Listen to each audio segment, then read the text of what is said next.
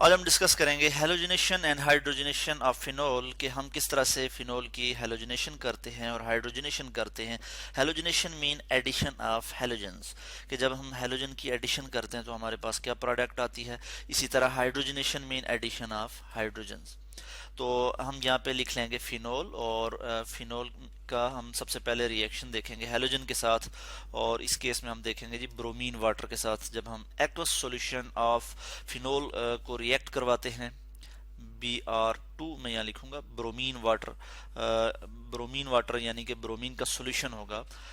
Br2 जो है यानी डाइएटॉमिक ब्रोमीन जो है ये वाटर में जो डिजॉल्व होगी, और इसका रिएक्शन जब हम देखेंगे फिनोल के साथ तो ये हमारे पास क्या प्रोडक्ट आ जाएगी, हम यहाँ देख लेते हैं।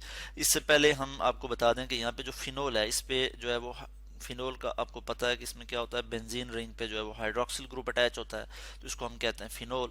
और जो हाइड्रोक्सिल ग्रुप है ये इलेक्ट्रॉन डोनेटिंग ग्रुप है। ये क्या करता है, इलेक्ट्रॉन डोनेट करता है रिंग की तरफ इलेक्ट्रॉन देता है। तो जिसके नतीजे में क्या होता है कि रिंग पे इलेक्ट्रॉन की डेंसिटी जो है वो बढ़ जाती है। और चूंकि हम कहते हैं कि ये जो है ये रिंग एक्टिवेटर है, और आर्थो एंड पैरा पोजीशन पे ये इलेक्ट्रॉन की डेंसिटी जो है वो बढ़ा देता है, जिसकी वजह से ये जो पोजीशन है यानी आर्थो, और फिर ये वाली जो पोजीशन है यानी पैरा, ये जो पोजीशंस है इन पे जब इलेक्ट्रॉन की डेंसिटी बढ़ जाती है तो कोई भी जो इलेक्ट्रोफाइल है जो कि इलेक्ट्रॉन डेफिशिएंट स्पीशी है वो स्ट्रांगली अट्रैक्ट होता है इन पोजीशन पे, और यहाँ पे आके वो बॉन्ड बना सकता है। तो ये जो है हम देखते हैं कि ये वाले इलेक्ट्रॉन जैसे इधर शिफ्ट करते हैं तो ये वाले पाई इलेक्ट्रॉन जो है वो आगे फर्दर शिफ्ट हो जाते हैं, यानी ये जब इलेक्ट्रॉन इधर शिफ्ट होंगे ये वाले इलेक्ट्रॉन इधर शिफ्ट होंगे। यानी रेजोनेंस स्ट्रक्चर में इसका जो है वो आपको ड्रा करके यहाँ पे बता सकता हूँ। इससे पहले हम पढ़ भी चुके हैं। यहाँ पे मैं आपको इसका रेजोनेंस स्ट्रक्चर ड्रा करके दिखा दूंगी। ये वाले इलेक्ट्रॉन जब इधर शिफ्ट होंगे तो ये वाले इलेक्ट्रॉन इधर शिफ्ट हो जाएंगे, जिसके नतीजे में क्या हो जाएगा, नेक्स्ट स्टेप में हम जो है वो देख लेते हैं कि हमारे पास जो है वो क्या आ जाएगा। यहाँ पे डबल बॉन्ड आ गया, और ऑक्सीजन पे जो है वो पॉजिटिव चार्ज आ जाएगा, क्योंकि ऑक्सीजन जो है वो यहाँ पे 3 बॉन्ड बना रहा है, और इस केस में यहाँ पे इलेक्ट्रॉन जो है वो आ गए। और फिर क्या होगा जी, नेक्स्ट स्टेप में हम देखते हैं कि ये वाले इलेक्ट्रॉन यहाँ शिफ्ट होंगे, और ये वाला जो पाई इलेक्ट्रॉन है ये फिर यहाँ शिफ्ट हो जाएंगे। इस चीज़ को मैं यहाँ पे शो कर लेता हूँ और मैं आपको यहाँ पे दिखा देता हूँ। तो ये आप देख सकते हैं कि इस तरह से हमारे पास ये स्ट्रक्चर जो है वो आ जाता है, और इसमें आप देख सकते हैं कि यहाँ से जब ये इलेक्ट्रॉन यहाँ पे शिफ्ट हुए तो उधर डबल बॉन्ड आ गया, और ये इलेक्ट्रॉन पाई इलेक्ट्रॉन जब यहाँ शिफ्ट हुए तो ये यहाँ पे आ गए, ठीक है। और फिर ये नेक्स्ट स्टेप में ये आगे इधर शिफ्ट हो जाएंगे, और ये वाले इलेक्ट्रॉन इधर शिफ्ट हो जाएंगे, और हमारे पास स्ट्रक्चर कुछ इस तरह से आ जाएगा। ये आप देख सकते हैं कि ये वाले इलेक्ट्रॉन जैसे इधर शिफ्ट हुए तो ये यहाँ पे पाई बॉन्ड बन गया, और ये वाले इलेक्ट्रॉन जैसे यहाँ पे शिफ्ट हुए तो इधर जो है यहाँ पे इलेक्ट्रॉन आ गया, और यहाँ पे नेगेटिव चार्ज आ गया। तो नेगेटिव चार्ज अगर आप देखें तो कौन सी पोजीशन पे आया, एक इस पोजीशन पे, सेकंडली इस पोजीशन पे, और फिर यहाँ पे भी नेगेटिव चार्ज है। इस इट मीन के आर्थो और पैरा पोजीशन पे जो है वो इलेक्ट्रॉन की डेंसिटी इंक्रीज हुई है। फिर जब ये वाले इलेक्ट्रॉन यहाँ पे शिफ्ट हो जाएंगे और ये वाला इलेक्ट्रॉन वापस जो है वो यहाँ पे शिफ्ट हो जाएंगे। इसके लिए मैं यहाँ पे आपको स्ट्रक्चर यहाँ पे दिखा देता हूँ, नीचे यहाँ पे स्क्रॉल करके, बल्कि मैं यहाँ पे शो कर लेता हूँ कि अब हमारे पास कौन सा स्ट्रक्चर आ जाएगा। अब हमारे पास कुछ इस तरह से जो है वो स्ट्रक्चर आ जाएगा। आपने देखा कि यहाँ पे अगर मैं आपको इस स्ट्रक्चर को दिखाऊं, ये वाला जो स्ट्रक्चर है इसमें ये वाला पाई इलेक्ट्रॉन, यहाँ पे एक पाई बॉन्ड था, यहाँ पे पाई बॉन्ड, यहाँ पे पाई बॉन्ड, और इस केस में अगर आप देखें तो पाई बॉन्ड जो है वो रेजोनेट हो गए हैं, ठीक है। पूरे रिंग में जो है वो इलेक्ट्रॉन पाई इलेक्ट्रॉन जो है वो मूव कर गए हैं। इसको हम जो है वो इस तरह से भी यहाँ पे शो कर सकते हैं कि यहाँ पे मैं नेगेटिव चार्ज शो करूँगा, बल्कि मैं यहाँ लिख लेता हूँ कि नेगेटिव चार्ज, और फिर मैं इसको इस तरह से शो कर लूँगा कि पूरे रिंग में जो है वो इस तरह से सर्कुलेट कर गया है, ठीक है। और इस तरह से, और यहाँ पे भी जो है मैं जो है पॉजिटिव यहाँ पे लिख लूँगा, प्लस चार्ज यहाँ पे लिख लूँगा। इस तरह से मैं यहाँ पे मैंने जो है वो पार्शियल पॉजिटिव चार्ज जो है वो यहाँ पे लिख लिया इस तरह से। तो इट मीन के यहाँ पे जो है वो इलेक्ट्रॉन की डेंसिटी इंक्रीज हुई कहाँ पे जी, आर्थो एंड पैरा पोजिशन पे। तो जो जो फिनोल है, ठीक है, इसमें जो OH जो है हाइड्रोक्सिल ग्रुप अटैच है, ये क्या करता है जी, ये इलेक्ट्रॉन की डेंसिटी बढ़ा देता है आर्थो एंड पैरा पोजीशन पे। तो इलेक्ट्रोफाइल जो है स्ट्रांगली अट्रैक्ट होता है आर्थो और पैरा पोजीशन पे। तो इस केस में हमारे पास क्या होगा कि जब हम ब्रोमीन वाटर से इसको रिएक्ट करवाएंगे, ठीक है, तो हमारे पास जो प्रोडक्ट आ जाएगी वो कुछ इस तरह से होगी। मैं ये आपको यहाँ पे जो है वो शो कर लेता हूँ प्रोडक्ट। और इसमें ये भी है कि यहाँ पे कोई कैटलिस्ट हमें रिक्वायर नहीं होगा, ये विदाउट कैटलिस्ट ये रिएक्शन हो जाएगा। तो और यहाँ पे 3 ब्रोमीन आके जो है वो अटैच हो जाएंगे, यहाँ पे 3 ब्रोमीन अटैच हो जाएंगे, और ब्रोमीन बेसिकली यहाँ पे क्या होगा कि ये इलेक्ट्रोफाइल कैसे बनेगा कि इससे पहले भी हम पढ़ चुके हैं कि ब्रोमोनियम आयन बनेगा Br पॉजिटिव, ठीक हो गया।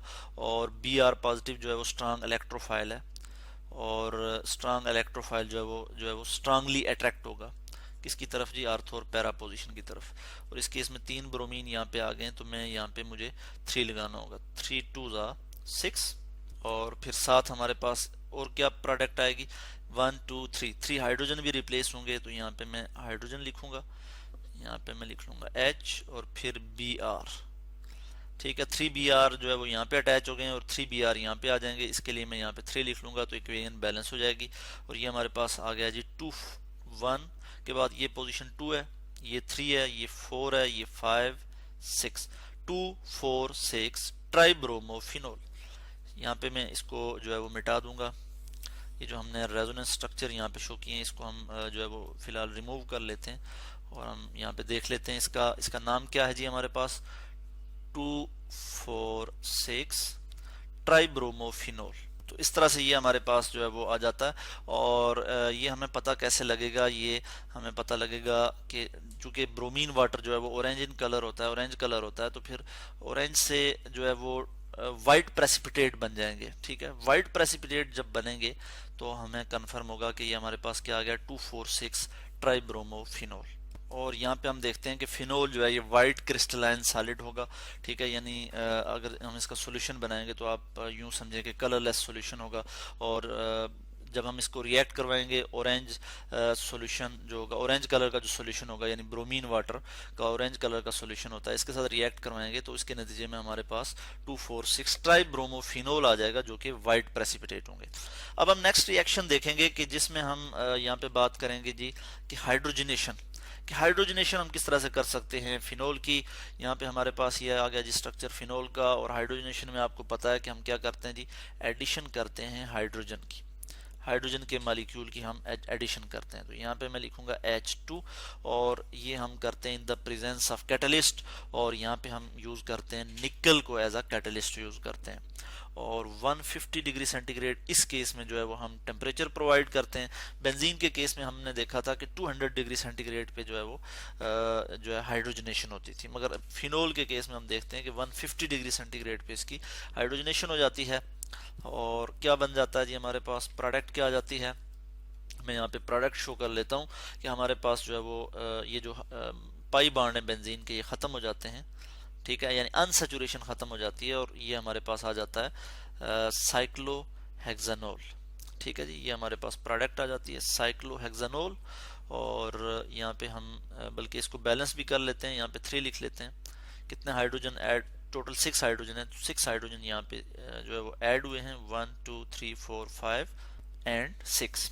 तो इस तरह से 6 हाइड्रोजन इसमें ऐड हो जाते हैं। अच्छा, मैं यहाँ पे इसका नाम लिख लेता हूँ साइक्लोहेक्सानोल, साइक्लोहेक्सानोल, ठीक है। OH जो है ये अल्कोहलिक फंक्शनल ग्रुप को इस केस में रिप्रेजेंट करता है, तो हम इसके लिए जो सुफिक्स लगाते हैं वो OLO लगा लेते हैं। और टोटल कितने कार्बन हैं, 1 2 3 4 5 6 कार्बन है, तो हम कहते हैं हेक्सेन। और OLOL जो है ये अल्कोहलिक सुफिक्स हम लगाते हैं, अल्कोहलिक फंक्शनल ग्रुप के लिए जो हम नेमिंग करते हैं उसके लिए OL लगा लेते हैं। और चूंकि ये कार्बन साइक्लिक फॉर्म में, तो हम यहाँ पे लिख लेते हैं साइक्लोहेक्सानोल। तो इस तरह से जब हम हाइड्रोजनेशन करते हैं फिनोल की, तो हमारे पास ये प्रोडक्ट आ जाती है। और इसमें हम जो है वो हम कैटलिस्ट यूज करते हैं निकल को। और अगर हम इसमें इसकी हेलोजिनेशन करें तो इस केस में हमने ब्रोमिनेशन की बात की थी, यानी ब्रोमीन को ऐड किया था, यहाँ से हाइड्रोजन को रिप्लेस किया और ब्रोमीन की एडिशन हुई। तो यहाँ पे क्या हुआ कि हमें किसी भी कैटलिस्ट की जरूरत नहीं पड़ी, बल्कि ये विदाउट कैटलिस्ट जो है ये रिएक्शन प्रोसीड हो गया। तो आज हमने डिस्कस किया halogenation and hydrogenation of phenol.